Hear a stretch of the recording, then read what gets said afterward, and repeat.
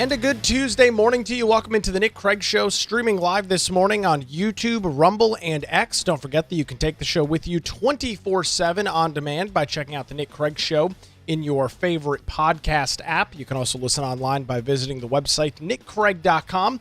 Our show this morning is brought to you in part by the Law Group. Visit them online at lawgroupnc.com. We'll have more from them coming up a little bit later on in the program this morning. Well, for nearly the last 24 hours, a vote-o-rama, as it's being described, is continuing to unfold on the floor of the United States Senate. Looking there live this morning, you can see senators, a couple of them at least, in the chamber, huddling around as amendments to Trump's One Big Beautiful Bill continue to ongo in the United States Senate. That started a little after 9 o'clock yesterday morning. We are also learning this morning as well that just within the last 30 minutes or so, Vice President J.D. Vance has arrived very early, obviously, this morning at the United States Capitol as senators continue to hold this vote-o-rama on Trump's One Big Beautiful Bill. With that, the math and this whole thing is rather interesting as you kind of take a look at what's going on here and what is slated to continue to go on over likely the next couple of hours. The Senate Republicans can afford to lose 3 votes. That's the magic number. With 3 votes being lost, the Vice President, J.D. Vance, the tie-breaking vote in the Senate, would have the opportunity to cast a tie-breaking vote. So 3 is the magic number. And actually, as we look at this live right now, it appears that somebody is speaking on the Senate floor. Let's dip into this and see exactly what is going on here on the floor of the United States Senate. Let's take a listen. I think many senators on both sides of the aisle were surprised to learn that this bill includes a $100 million slush fund for OMB. Senator wish to call up his amendment? I will. I call up my amendment, 2585, which I called up about 5 minutes ago, but I'm calling it up again and ask that it be reported by number. The clerk will report. The senator from Maryland, Mr. Van Hollen, proposes for himself and others amendment number 2585 to amendment number 2360. Mr. President, I know it's been a long day's journey into the night, but I think senators were surprised to learn that this bill has a $100 million slush fund directed to OMB. So that would be on top of its existing budget. This is at a time when FEMA grants to many of our states have been canceled, grants for law enforcement have been frozen. So as you can hear, there's some more grandstanding from Democrats on the Senate floor this morning over Trump's big, beautiful bill, amendments being made on that legislation over the last, I guess it would be over almost the last 24 hours or so that this process has continued to unfold as we look live at the United States Senate this morning, a couple of minutes after 7 o'clock. So going back to what I was mentioning before the senator from Maryland got up and started speaking, 3 votes is what Republicans can afford to lose in the House. We already know that there's 2. One is going to be Rand Paul out of Kentucky. We'll talk about him in a second. The other is our current sitting U.S. Senator here in North Carolina, Thom Tillis. So those are the 2 votes that we already know are going to be not in favor of this legislation moving forward. We already know those 2 individuals are not going to vote in favor of the legislation. It looks like John Thune is up speaking now. Let's see what he's saying. Budget needs to identify budgeting and accounting efficiencies in the executive branch. They needed the resources to do it, so I asked my colleagues to oppose this amendment. Mr. President? So there's John Thune, as he's essentially been doing all night, telling his colleagues, those Republicans in the House, to vote against this single amendment, as this process continues. There appears to be. The clerk will call the roll. Ms. Alsabrooks, Ms. Baldwin, Mr. Banks, Mr. Barrasso. No. So there's some, I guess, voting going on now on this amendment, which will undoubtedly fail as Republicans continue to hold the majority in the United States Senate. You can see senators walking up towards the dais, not exactly sure what they are doing, maybe getting ready to file additional amendments or put some additional paperwork on the official record. But again, going back to the math, 3 votes is what they can lose.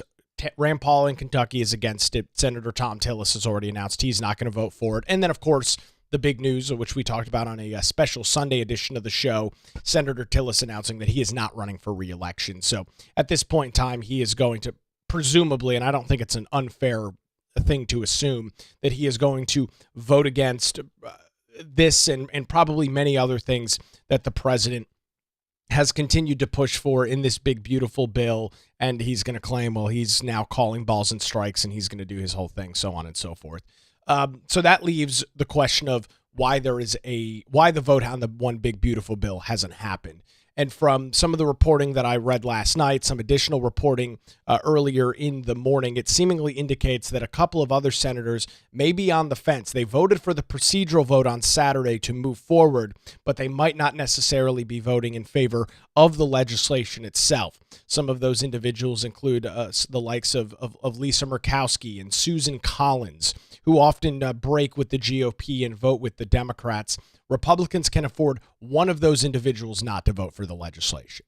If there are 4 Republicans that will not vote for the big, beautiful bill, then the legislation is dead. And from all of the reporting that I've watched, Chad Pergram working overnight hours, having listened to some of his reports earlier in the morning, seemingly indicating that a couple of those senators still may be iffy. And obviously the Senate leader in John Thune is not, the Republican majority leader, is not going to bring this legislation and set up the process for an actual vote on this if he doesn't have the votes. The House did their job back a couple of weeks ago, sent it off to the United States Senate, and now we're looking at this. The fact that J.D. Vance is in the Capitol, you can imagine that he is going to be probably relaying some messages from President Donald Trump as to why the Republicans in the United States Senate need to vote in favor of this legislation. And of course, the timeline on all of this does continue to be very short.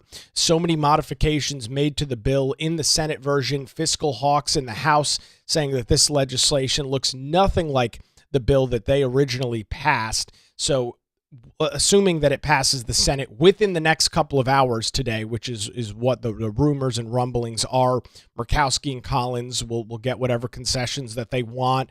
They'll vote in favor of it. Tillis and Rand Paul will not vote in favor of it, seemingly no matter what. So that will be 1 vote more than is needed. J.D. Vance won't have to be the tiebreaker, and the legislation will move forward. Then that brings forth the question of the House. The president wanted this bill on his desk July the 4th. The seemingly likelihood of that, at least to me this morning, seems incredibly low.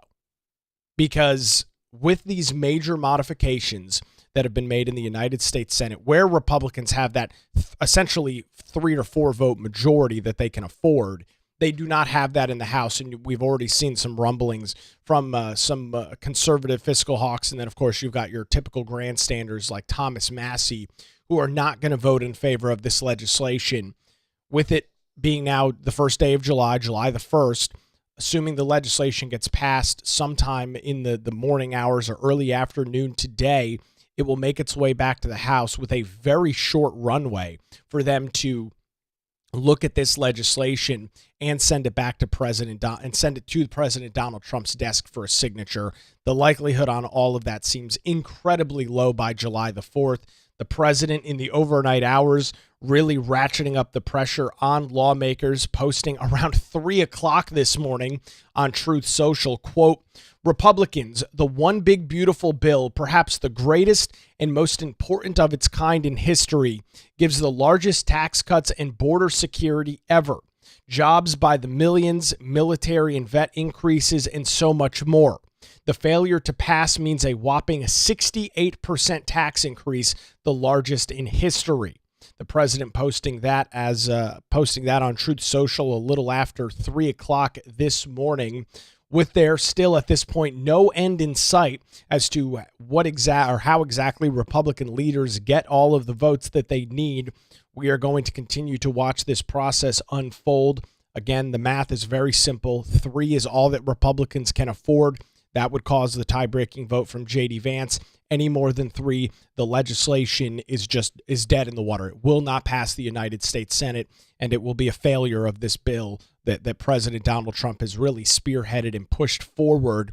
Senate Majority Leader John Thune, who you just heard from, he is the senator from one of the senators from South Dakota, said that Republicans are, quote, figuring out how to get to an end game, but an end to the vote-a-rama has been predicted. It was originally predicted to happen around midnight. Then we were told that it was going to happen around dawn, which was, I guess, around 5:30 or so when on the East Coast when the sun started rising.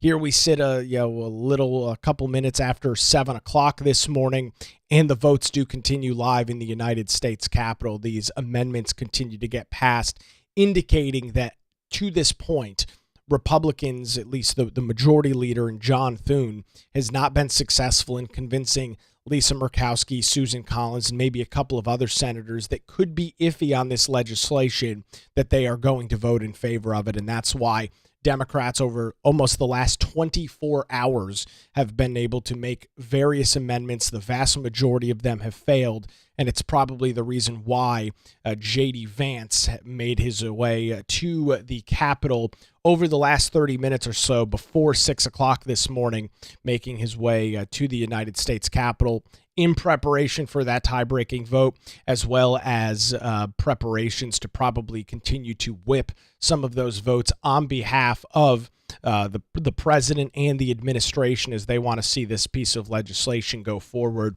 So that is essentially where we stand this morning. Could have something happen over the next little bit here as we are live on this Tuesday morning. We are going to keep a close eye. You can see it in the bottom corner of our screen this morning as the United States Senate does continue in session this morning. This came after a weekend of Senate clerks reading all 940 pages of the bill out loud. That process took just over 14 hours to unfold. And now this vote-a-rama does continue. So we're keeping a close eye on all of the details, and we'll pass all of it or any of it along to you as we get any breaking news this morning on the Nick Craig Show.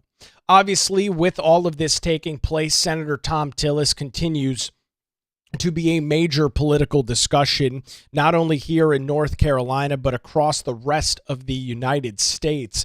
Yesterday, it was Ken Martin, the head of the Democrat National Committee. We talked about him I guess it was maybe 2 weeks ago, that New York Times article talking about how Ken Martin, who has only been the chair of the DNC now for about 5 months, is struggling with fundraising, has not reached out to some of their major donors, and have made multi-million-dollar pledges to all of these different states, yet they don't necessarily have the money to back up some of those pledges. He had a press call yesterday, a media call on Monday morning, and he said this, quote, "We view North Carolina as one of the top-tier opportunities for Democrats in the 2026 cycle. That hasn't changed. In fact, it's become more of a priority for us now with the retirement of Thom Tillis." This has been North Carolina is an interesting state for a variety of reasons. But specifically when you look at the United States Senate, Republicans have been very successful in holding U.S. Senate seats here in North Carolina.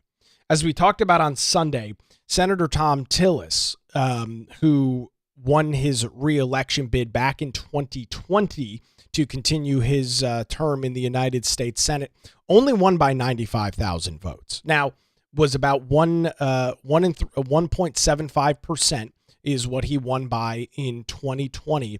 And that race very much came down to the wire with what I would argue is a relatively weak Democrat candidate in Cal Cunningham.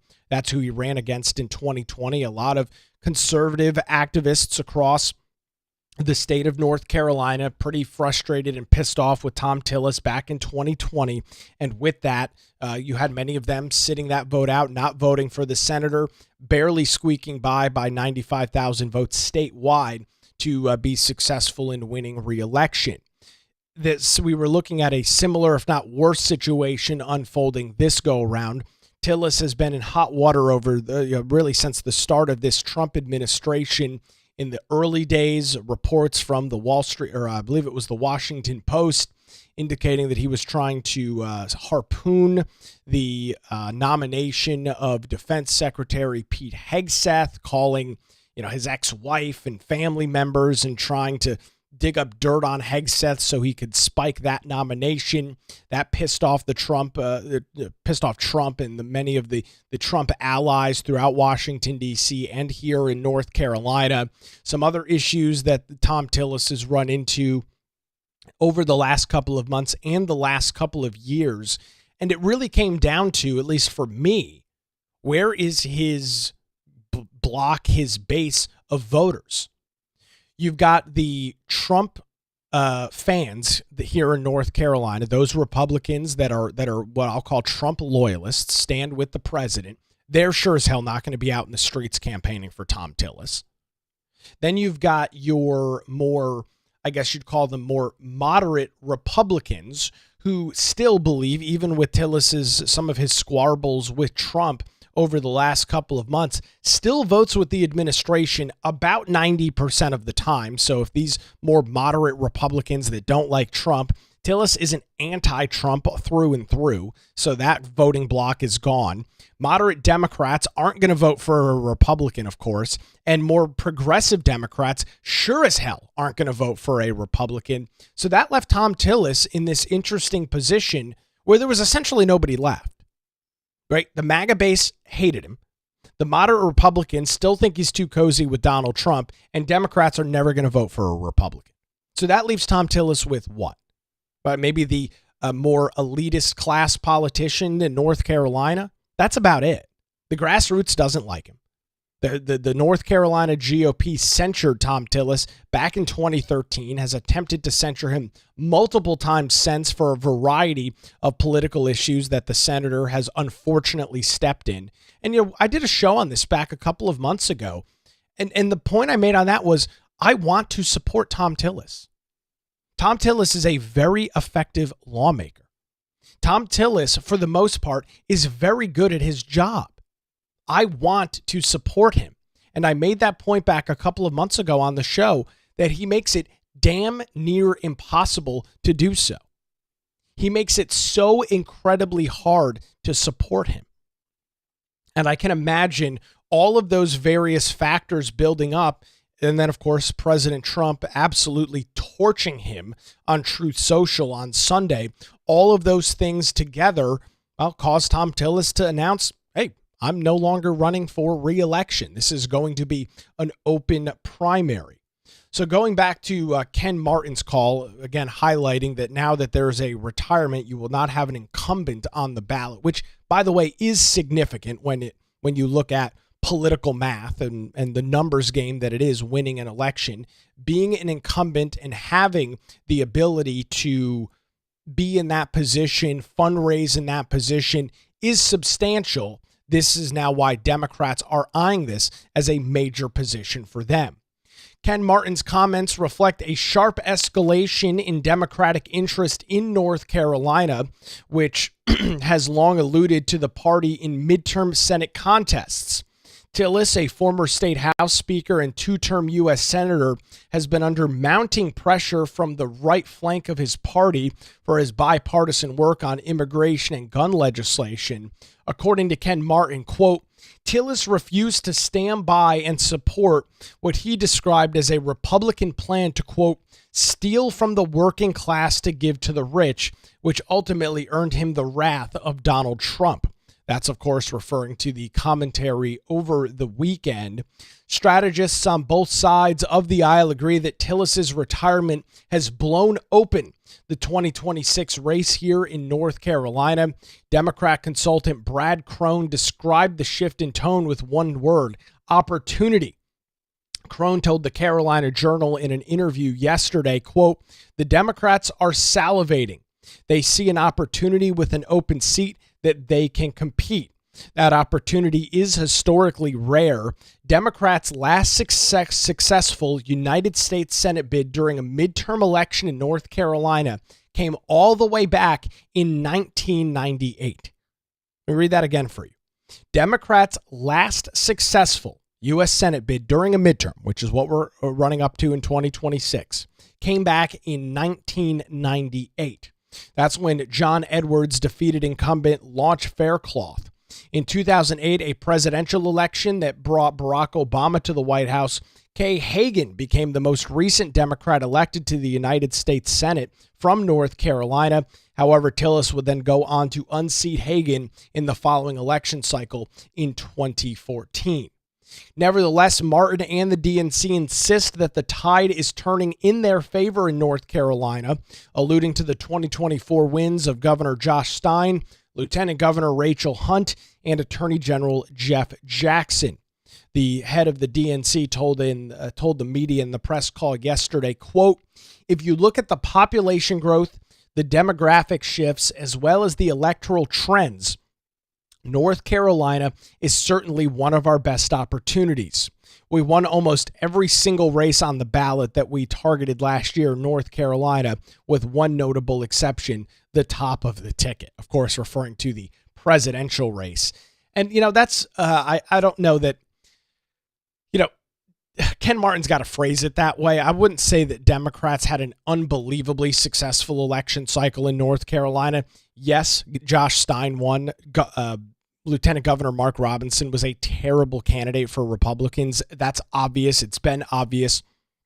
And I think the math and the election results show that that was very much the case. So no real surprise there. It was a pretty big upset for Jeff Jackson to win. Unfortunately for former Congressman Dan Bishop, who was running as the Republican in that race, being closely aligned with Mark Robinson, I think absolutely, I don't know if it cost him the election, but it obviously played, and I believe strongly played into his election and the successful election for Jeff Jackson back in November. The lieutenant governor race as well. I mean, Trump carried the state farther than he did over in 2020, but he was just unable to pull more Republicans across the line. And I think that was in large part due to the Mark Robinson controversy. And I bring that up not to beat a dead horse with Mark Robinson, not to shame individuals. Oh, you shouldn't have supported him. I voted for Mark Robinson. He was our Republican candidate. But I bring that up as we, look forward, and we'll talk about some of the potential rumors as to who is potentially running for that position. It is incumbent that Republicans across this state not only support a strong candidate in the primary, but support a candidate that can go up against very strong Democrats. And I say this morning as a plea and a pledge to North Carolinians here across the state. Being Mr. or Mrs. Conservative in the primary and in ginning up the Republican base in a primary does not translate to a general election victory. It just doesn't do it. Now, I'm not saying that you want to vote for or you should vote for a spineless, weak, lame duck Republican. That is not what I'm saying. But there is a difference between supporting a conservative candidate that can win and a conservative candidate that can grandstand. Those are two very, very different things. And, I look at past elections, for example, the election that we just saw in November of last year with Mark Robinson, and I hope it was a learning opportunity for Republicans across the state. That you've got to be careful with who you support in the primary. You may like Mark Robinson. You may have wanted Mark Robinson to become the governor, as I did. I absolutely wanted Mark Robinson over Josh Stein. No question about it.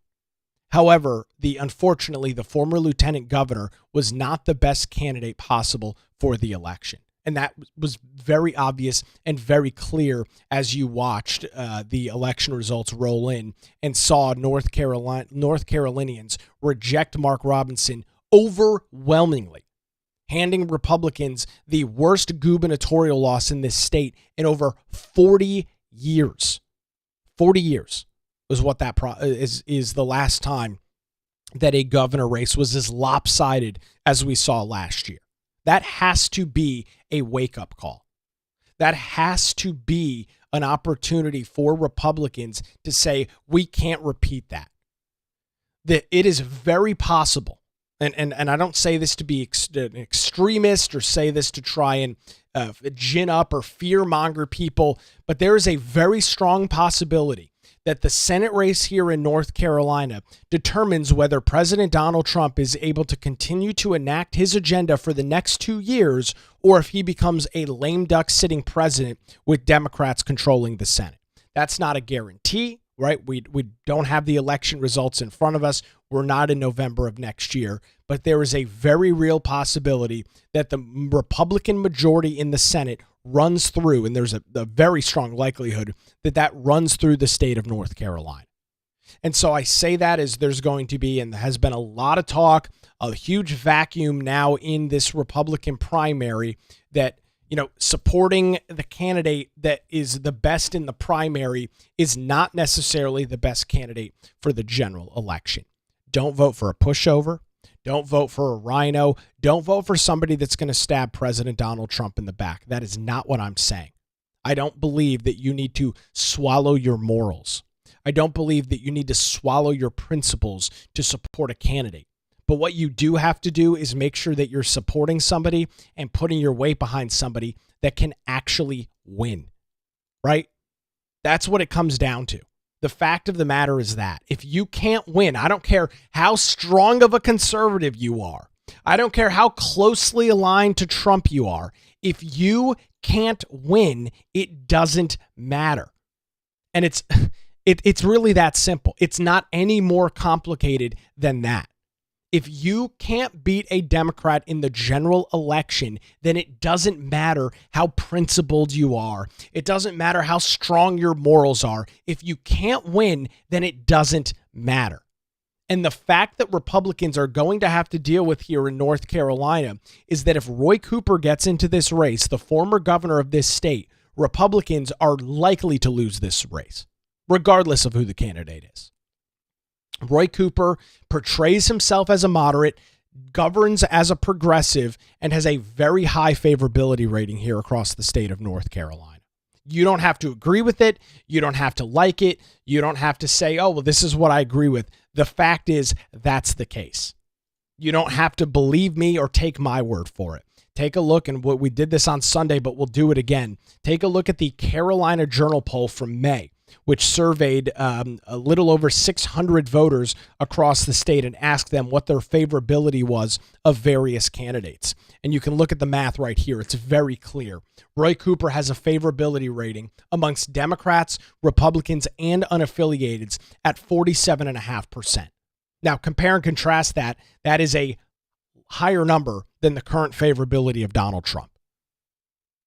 So you've got Republicans that have a favorable image of Roy Cooper. And that makes sense, right? He did a great job as governor as portraying himself or attempting to portray himself as a middle of the road moderate. Now, you and I know that that wasn't true. You and I know that that is not how Roy Cooper governed, right? Go back and look at COVID, shutting down the state, shutting down businesses.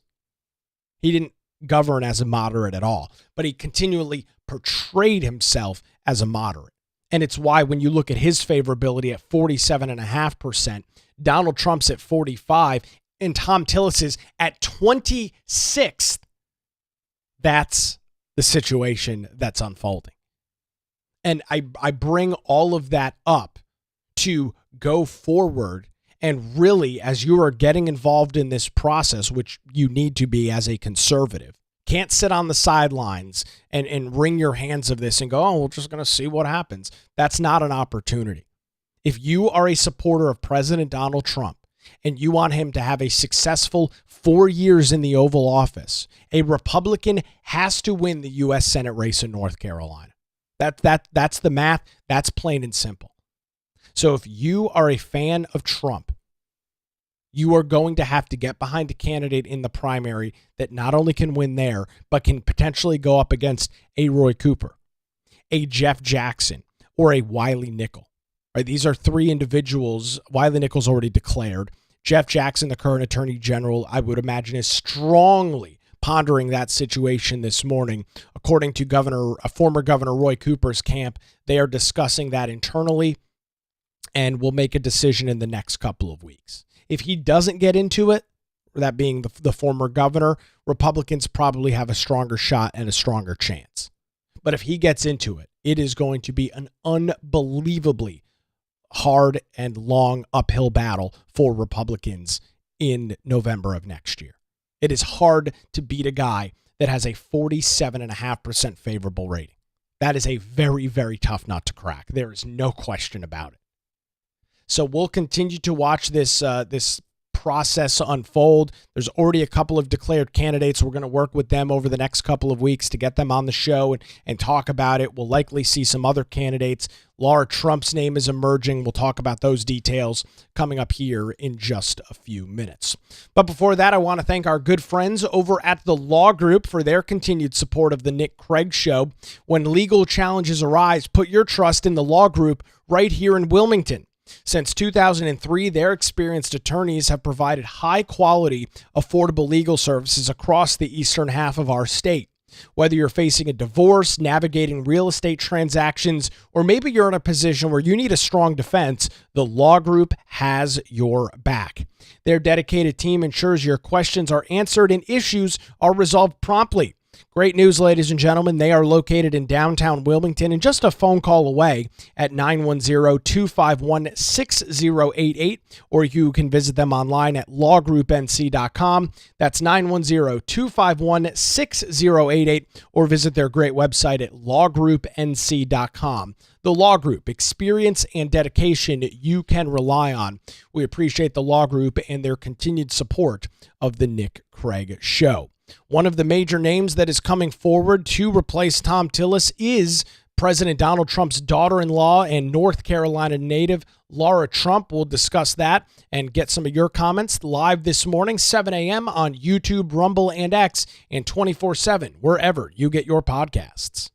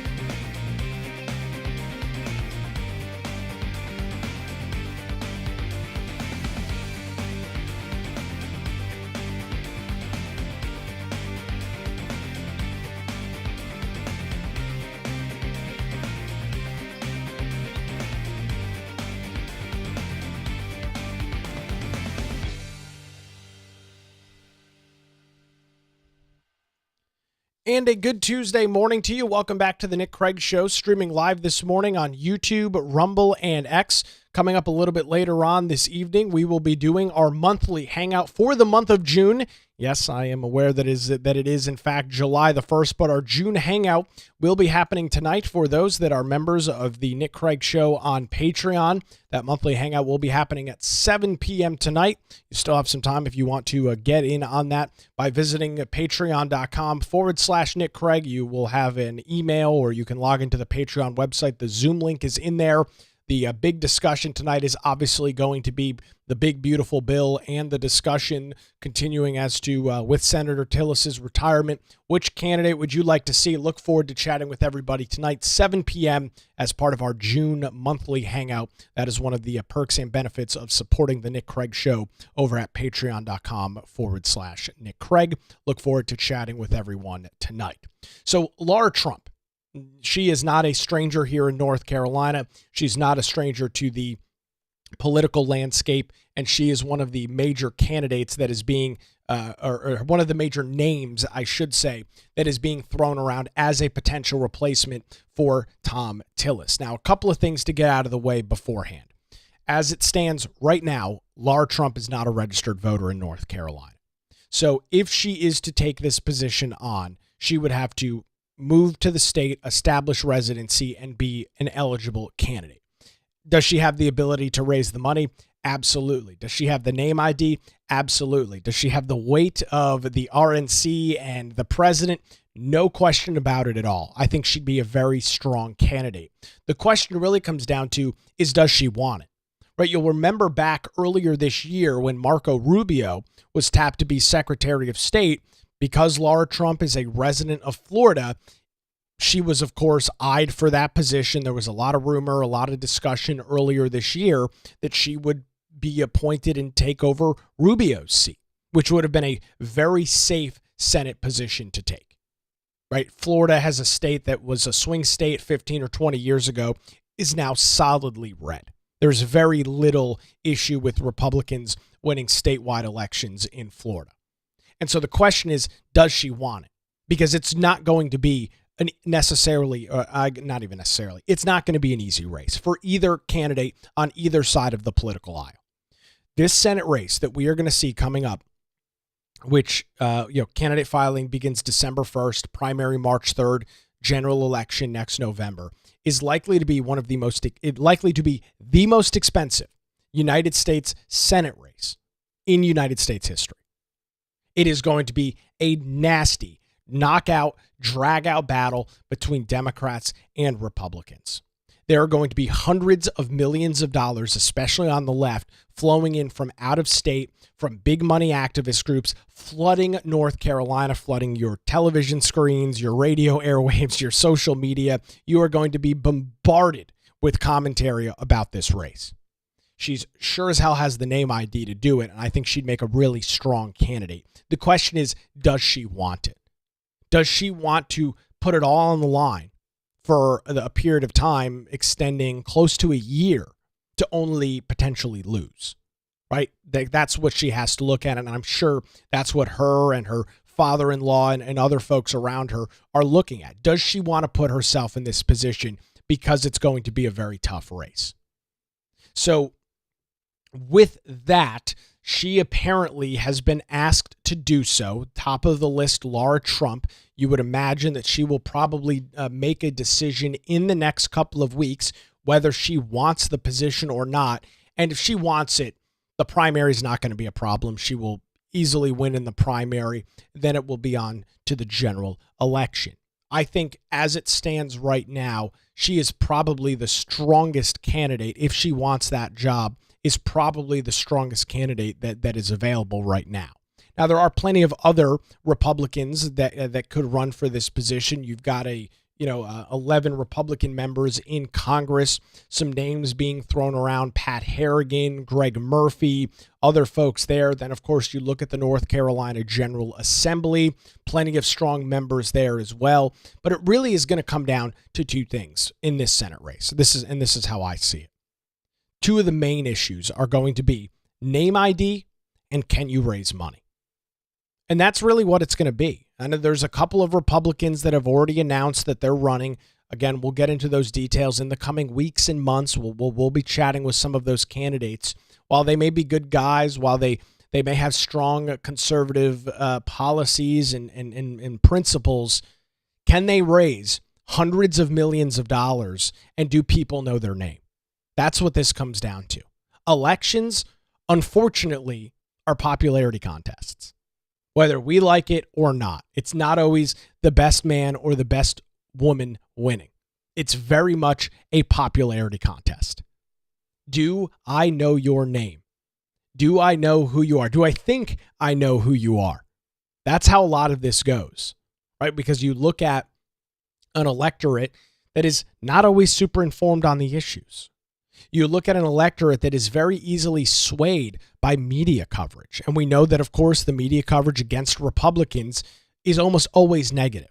Whether you're talking about local news, whether you're talking about state newspapers like the News and Observer and other outlets like that, or even the vast majority of national news outside of Fox and OAN and Newsmax. You've got a couple of outlets everywhere else, ABC, CBS, NBC, CNN, MSNBC, the list goes on and on and on.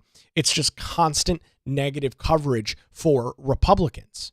And that's something that is going to be a hurdle that, regardless of who the Republican candidate is, they're going to have to jump over. And they're not only going to have to jump over it, but they're going to have to face that side of it. And also on the other side, beat a Democrat, somebody very popular like a Roy Cooper, somebody with some pretty strong name ID like a Jeff Jackson.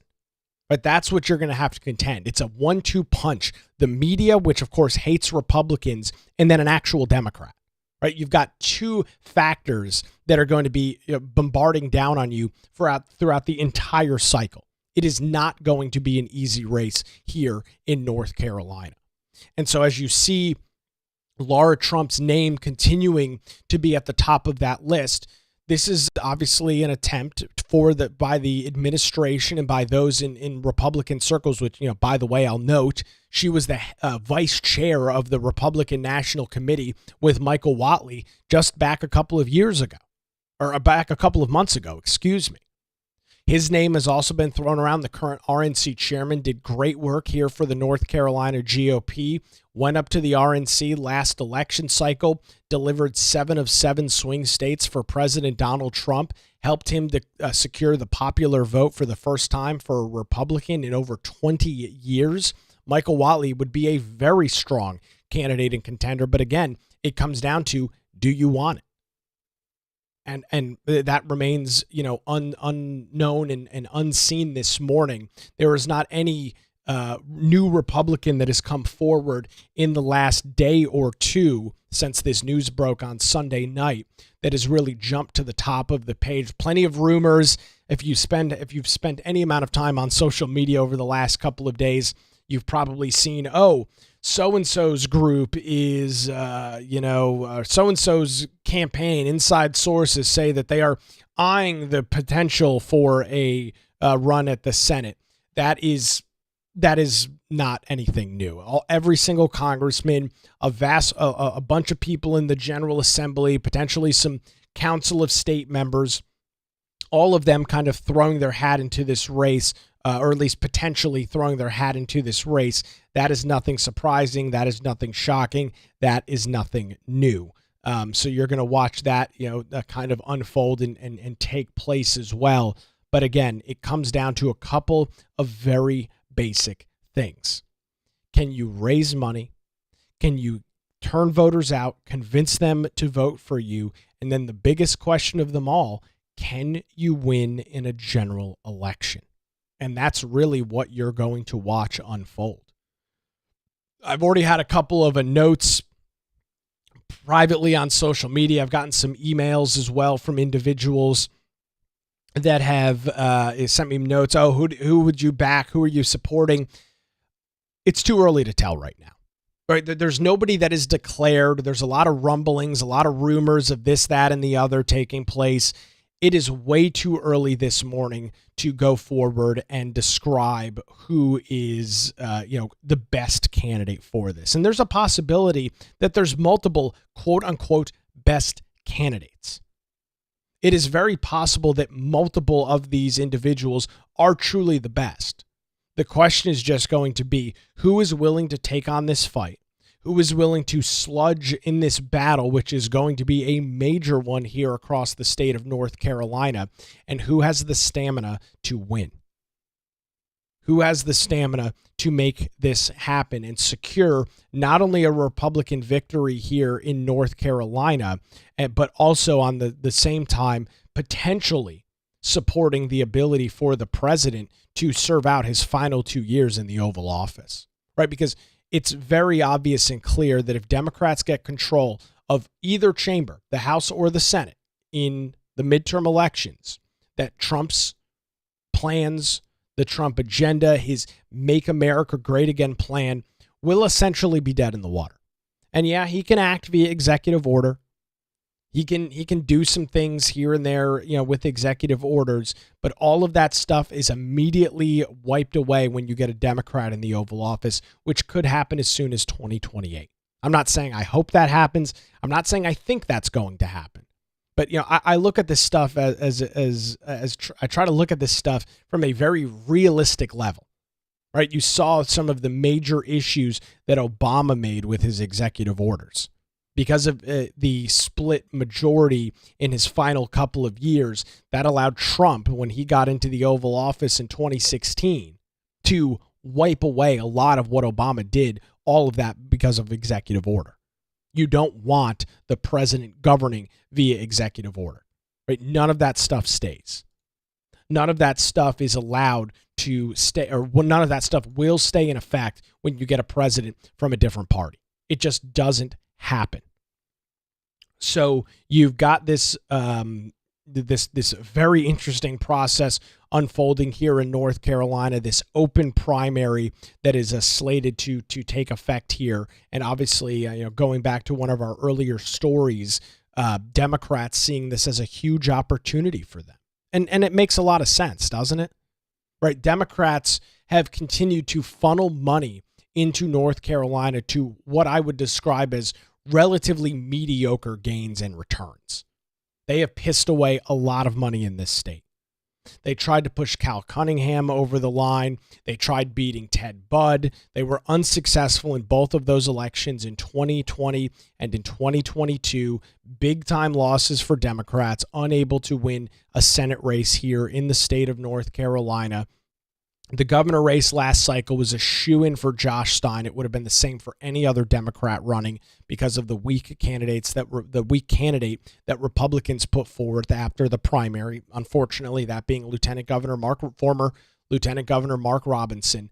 All in all, Democrats have not been very successful here in the state.